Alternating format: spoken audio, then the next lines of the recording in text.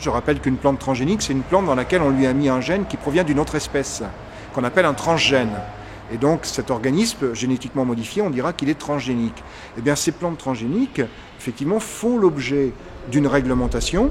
Et donc si on autorise une nouvelle plante transgénique, chaque pays européen aura la possibilité éventuellement de empêcher la culture sur son territoire en déposant un moratoire.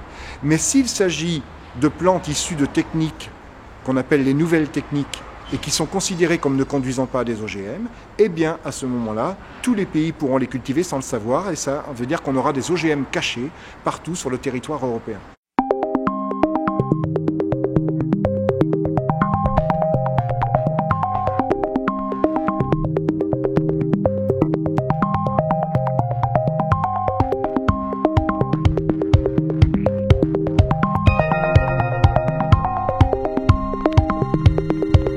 Ils ont perdu en justice.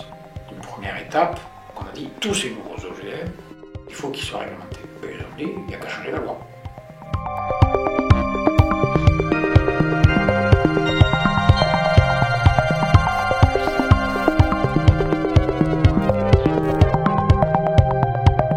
Tous ces systèmes-là, avant de régénérer la plante, induisent des mutations et des épimutations.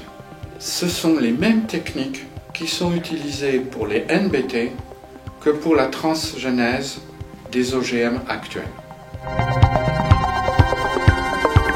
On nous dit c'est très bien, c'est très propre, etc. Mais en fait, on est dans une manipulation dont on ne contrôle rien. C'est de la manipulation génétique, c'est pas de la sélection. On recycle des OGM, on recycle du vocabulaire.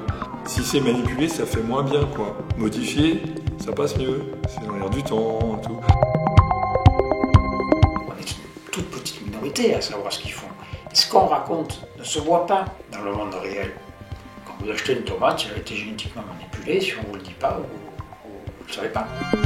C'est une question quand même assez technique. En fait, c'est difficile de comprendre vraiment de quoi il s'agit. Quelle est la différence entre la mutagénèse, la transgénèse. Tous ces aspects ne sont pas du tout pour l'instant connus. On découvre le système et on ne sait pas évaluer les risques.